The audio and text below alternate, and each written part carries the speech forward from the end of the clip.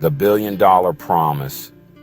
The problem is visible everywhere. It affects thousands of lives daily. Project Home Key aimed to quickly house homeless individuals. Despite the huge financial investment, many units remain empty. This raises serious questions about the program's planning and execution. Every empty unit represents a missed opportunity to offer someone safety and stability. Empty rooms, broken dreams, the stark reality of vacant units. The city of Los Angeles spent heavily on Project Home Key. Approximately $820 million of public funds were used. This money went to acquire about 1,237 housing units. However, as of May 2025, a large portion of these units are still vacant. Official figures indicate that around 44% of these city-owned units are empty. This means that roughly 544 purchased rooms are not housing anyone. Behind closed doors, unraveling the causes of delay and disarray. Why are so many expensively acquired units sitting empty? Officials offer several explanations for these delays. The Housing Authority of the City of Los Angeles points to significant holdups. These delays are often attributed to the necessity of extensive retrofits. Many of the purchased buildings must be brought up to current Americans with Disabilities Act standards. This requires substantial and often complex construction work. Furthermore, sharply rising material costs have complicated and prolonged these essential renovations. These factors inevitably slow down the process of making units habitable and ready for occupancy. Permitting issues and a lack of effective inter-agency coordination also cause significant holdups. The Travel Plaza Inn in Compton illustrates this bureaucratic quagmire quite well. This 41-room property was acquired by the county in 2020 for $6.5 million. Years later, it remains vacant and unused. The reasons cited for this prolonged vacancy include substantial delays in obtaining the necessary building permits, funding problems, and a persistent lack of smooth coordination between different government agencies have also contributed to the standstill. Such bureaucratic hurdles prevent timely occupancy. People in desperate need of housing wait while buildings sit idle. Allegations of mismanagement and highly questionable deals add another disturbing layer of concern. In the Cheviot Hills neighborhood, a nonprofit organization acquired a 76-unit assisted living facility. The Weingart Center paid $27.3 million using Home Key funds for this property.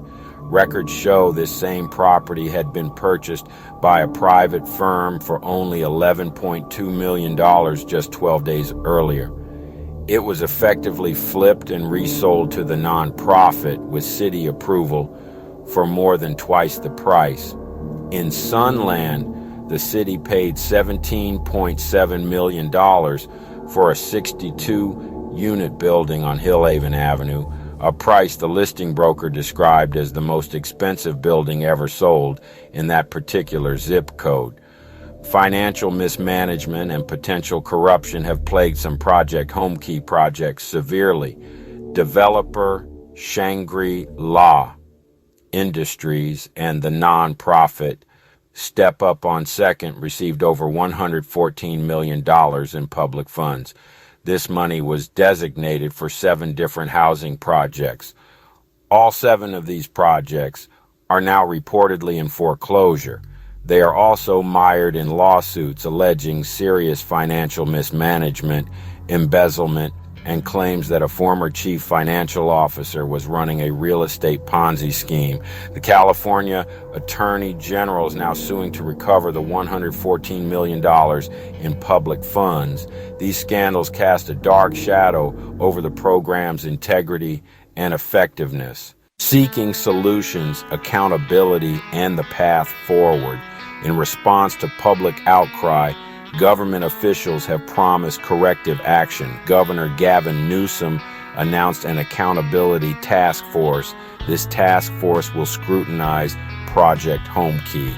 In April 2024, the governor unveiled $200 million in new grants. These funds come with stricter oversight measures. The goal is to ensure effective and transparent use of public funds. This signals an acknowledgement of past shortcomings. Other efforts are also underway to ensure accountability. U.S. Attorney Bill Asaley announced a federal task force. This task force will investigate fraud and corruption. Its focus will be on homelessness efforts involving federal dollars. High-level scrutiny is vital to restore public trust. It can also help identify and prosecute wrongdoing. Ultimately, it may prevent future misuse of funds. Critics remain skeptical, highlighting the human cost of failures. Sam Yebri, president of Thrive LA, offered a stark perspective. He noted a claimed 10% reduction in homelessness corresponded to the 2,508 homeless Angelenos who died last year. This occurred while 2,000 purchased rooms were kept empty. Extensive delays in making units habitable lead to additional costs. These include expenses for interim housing and security contracts. The path forward for Los Angeles remains challenging but crucial.